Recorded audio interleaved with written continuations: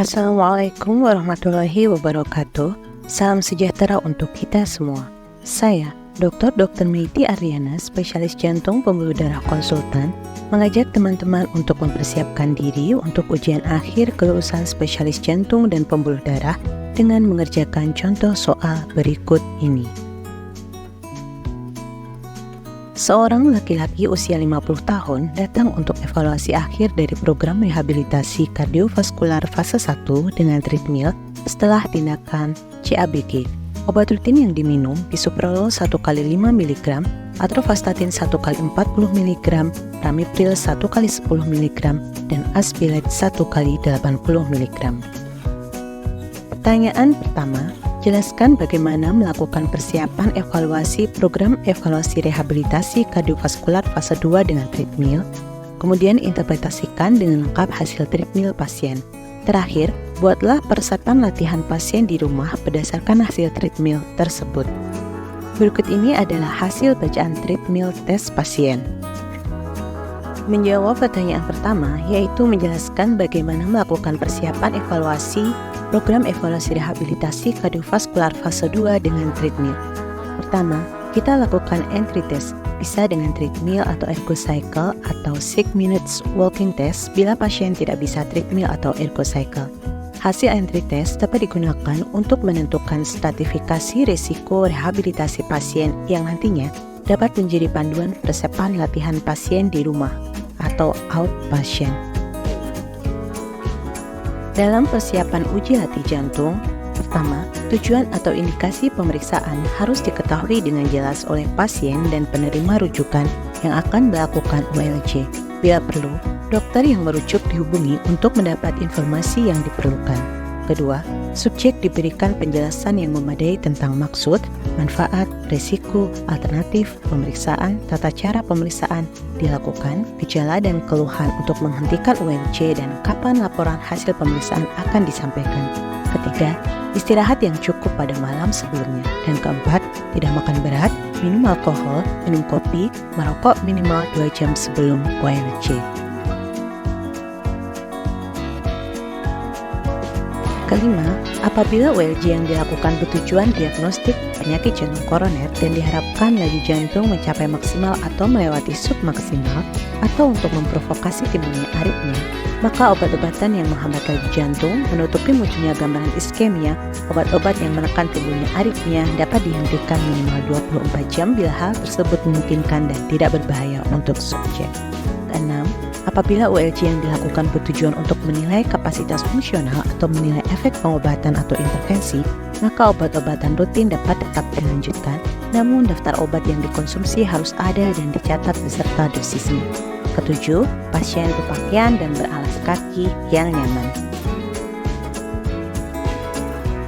Kemudian kedelapan, peralatan ULC serta peralatan dan obat-obatan untuk mengatasi kegawat daruratan harus selalu diperhatikan dalam kondisi tersedia dan siap dipakai. Persetujuan tindakan berdasarkan informasi yang memadai atau informed consent harus sudah diperoleh sebelum tindakan dilakukan dan sesuai dengan peraturan atau kebijakan yang berlaku di masing-masing tempat. Menjawab pertanyaan kedua untuk menginterpretasi dengan lengkap hasil treadmill pasien. Uji treadmill dengan protokol Bruce, durasi 7 menit, heart rate maksimal 120 beats per menit, match 8,07, dihentikan karena kelelahan, tidak ada angina, dan didapatkan ST depresi horizontal 0,7 mm pada exercise menit ke-6.30 dan menghilang saat recovery menit ke-1 sehingga disimpulkan sugestif iskemia miokard. Berikut kita dapat lihat tabel 7 berisi kriteria sugestif iskemia miokard. Dan juga kotak 5 respon EKG yang dianggap normal pada saat ULC. Terakhir, kotak 6 kriteria diagnostik iskemia miokard. Terdapat 7 parameter prognostik dari treadmill test. Yang pertama, chronotropic incompetence. Chronotropic incompetence adalah ketidakmampuan jantung untuk meningkatkan lajunya sesuai dengan peningkatan beban atau kebutuhan. Pada pasien ini, ada chronotropic inkompetensi karena hanya mencapai 50%, tidak mencapai 62% pada pasien dengan penggunaan beta blocker. Subjek sistematik dengan CI mempunyai risiko kematian dalam 2 tahun sekitar 1,84 hingga 2,19 kali lebih besar dibanding mereka yang tanpa CI. Parameter prognostik kedua yaitu heart rate recovery atau HRR pada pasien tercapai. Kita sebut tercapai apabila HRR 1 menit lebih dari 12 kali per menit bila pemulihan berdiri atau aktif, atau lebih dari 18 kali per menit bila pemulihan langsung berbaring atau pasif, dan HRR 2 menit lebih dari 22 kali per menit bila fase pemulihan dengan posisi duduk. Penelitian kohort lain menunjukkan bahwa HRR 1 menit kurang dari 18 meningkatkan risiko kematian dalam 3 tahun 2,09 kali dengan 95% confidence interval antara 1,49 hingga 2,82. Sedangkan HRR 2 menit yang 14 abnormal juga meningkatkan mortalitas penderita dibanding dengan yang normal. Parameter prognostik ketiga yaitu respon hipertensi atau exercise-induced hypertension pada pasien di soal respon hipertensi positif. Pada uji latih dengan protokol Bruce, tekanan darah sistolik akan meningkat sekitar 10 plus 2 mm raksa setiap menit. Tekanan darah diastolik umumnya tidak berubah selama uji latih sampai waktu pemulihan. Respon hipertensi adalah kenaikan tekanan darah sistolik hingga lebih dari 210 mm Hg atau kenaikan 10 mm Hg tekanan darah diastolik dari tekanan darah awal latihan atau peningkatan tekanan sistolik lebih dari 40 mm Hg per stage protokol Bruce. Respon hipertensi prediktor terjadinya hipertensi dalam 5 tahun ke depan pada 10 hingga 26% individu. Tekanan darah tidak naik melebihi 130 mm Hg merupakan indikator coronary events. Parameter prognostik berikutnya yaitu respon hipotensi atau exercise-induced hypotension pada pasien respon hipotensi negatif. Penurunan tekanan darah sistolik lebih dari 10 mm Hg dari tekanan darah awal latihan pada posisi berdiri disebut exercise-induced hypertension atau respon hipotensi. Respon hipotensi berkaitan dengan penurunan fungsi LV yang disebabkan iskemi miokard berat. Prevalensi ditemukannya left main disease atau TVD pada angiografi sekitar 48% pada subjek dengan respon hipotensi. Parameter berikutnya yaitu aritmia ventrikular. Pada pasien didapatkan PVC okasional pada recovery menit 00.30 sehingga disimpulkan tidak bahaya. Aritmia yang mempunyai nilai prognostik adalah aritmia ventrikular yang kompleks, yaitu frekuen lebih dari sama dengan 7 PVC per menit, multivokal, kuplet atau triplet, bigemini atau trigemini, VTM, VF, PDP, terutama bila EKG juga menunjukkan adanya gambaran ischemic response positif. Bila terjadi saat recovery, maka risiko kardiovaskular event 2 kali lebih tinggi. Bila terjadi saat low level of exercise, berhubungan erat dengan CAD. AV block derajat 1 dan 2 tipe 1 dianggap fisiologis karena peningkatan vagal tone. Parameter keenam yaitu kapasitas aerobik. Pada pasien didapatkan 8,07 Mets sehingga masuk dalam fungsional kelas 1. Kapasitas aerobik merupakan alat ukur kebugaran. 1 Mets artinya jumlah oksigen yang dikonsumsi tubuh ketika duduk tenang sekitar 3,5 ml oksigen per kilogram berat badan per menit. Pada pasien yang belum ada PJK atau yang tidak mempunyai riwayat penyakit kardiovaskular dengan kapasitas aerobik kurang dari 5 Mets, mempunyai risiko kematian sekitar 5 kali lipat dibanding mereka yang punya kapasitas aerobik lebih dari 8 Mets. Setiap peningkatan kapasitas aerobik 1 Mets akan meningkatkan harapan hidup 12%. Parameter terakhir yaitu Duke Treadmill Score.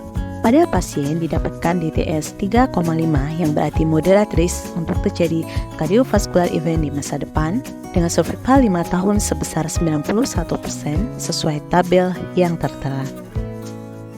Menjawab pertanyaan terakhir yaitu peresepan latihan pasien di rumah berdasarkan hasil treadmill di soal.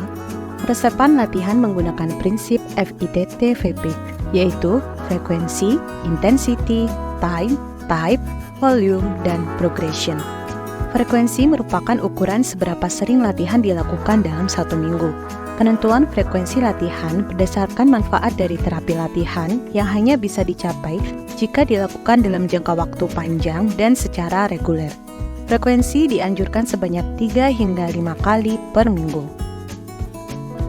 Intensitas latihan merupakan ukuran seberapa berat beban latihan yang akan diterima oleh pasien. Pada umumnya, pemberian intensitas latihan harus berpegang pada prinsip overload. Prinsip overload adalah intensitas yang diberikan lebih besar dari beban yang diterima sehari-hari sehingga dapat memicu adaptasi. Namun, intensitas ini berada di bawah ischemic threshold yang didapatkan pada evaluasi klinis sebelumnya untuk mencegah terjadinya komplikasi pada saat latihan. Ada beberapa metode untuk menentukan intensitas latihan. Yang paling mudah dan sering digunakan adalah denyut jantung. Denyut jantung dibedakan menjadi dua, yakni detak jantung maksimal atau maximal heart rate dan cadangan denyut jantung atau heart rate reserve. HRR menggunakan rumus Karkonen. Pada pasien di soal, kita resepkan latihan intensitas moderat dan didapatkan target HRR 90 hingga 100 kali per menit tiap latihan. Maksimal heart rate pasien dengan latihan intensitas moderat adalah 66 hingga 84 kali per menit tiap latihan. Penentuan intensitas lainnya dapat menggunakan pengukuran subjektif seperti Borg scale ataupun TOP test apabila tidak bisa dilakukan pengukuran denyut jantung yang baik seperti pada pasien atrial fibrilasi atau dengan alat pacu jantung permanen ataupun tidak ada fasilitas. Walaupun tentunya tetap lebih diutamakan metode yang lebih objektif. Durasi adalah berapa lama latihan dilakukan dalam satu sesi. Pada pasien ini, kita resepkan durasi 30 menit per sesi. Setiap program latihan hendaknya terdiri dari 3 fase latihan, yaitu fase pemanasan, fase latihan inti, dan fase pendinginan. Tujuan dari penyediaan ketiga fase tersebut untuk menyediakan waktu bagi tubuh beradaptasi terhadap beban latihan yang diterima tubuh dan meminimalisir cedera. Disarankan pemanasan dan pendinginan selama 5 hingga 10 menit, dilanjutkan fase conditioning 20 hingga 60 menit. Terdapat berbagai macam model latihan yang dapat dipilih untuk meningkatkan kebugaran fisik, yaitu latihan aerobik, latihan resistance, dan latihan fleksibilitas. Dalam program terapi rehabilitasi jantung yang utama adalah latihan aerobik yang melibatkan gerakan ritmis otot-otot besar untuk memberikan stimulus pada adaptasi sistem kardiovaskular sehingga tercapai peningkatan kebugaran. Terdapat berbagai tipe latihan aerobik seperti arm ergometer, cycle ergometer, treadmill, berjalan, rower, elliptical, dan sebagainya. Prinsip pemilihan tipe atau jenis latihan berdasarkan tujuan, preferensi pasien, kondisi klinis, dan stratifikasi risiko. Pada pasien ini, kita resepkan latihan aerobik dengan berjalan. Bila pasien overweight atau obesitas, baiknya kita pilih yang non-weight bearing seperti bicycle, ergometer, atau berenang. Peresepan pasien rehabilitasi jantung prinsipnya start low dan go slow. Durasi dapat dinaikkan 1 hingga 5 menit tiap sesi ataupun 10 hingga 20% tiap minggunya, hingga per minggu 60 menit per sesi. Selanjutnya, intensitas heart rate naik 10 hingga 12 kali per menit. Perlu diperhatikan juga pada pasien di soal ini dengan post CABG, kita harus memastikan latihan tubuh bagian atas dapat dimulai apabila luka sternum sudah sembuh. Kita sudah tiba di akhir dari pembahasan soal kali ini. Sekian yang dapat saya sampaikan. Terima kasih dan sampai jumpa pada latihan soal Divisi Prevensi Rehabilitasi Kardiovaskular RSUD Dr. Sutomo selanjutnya.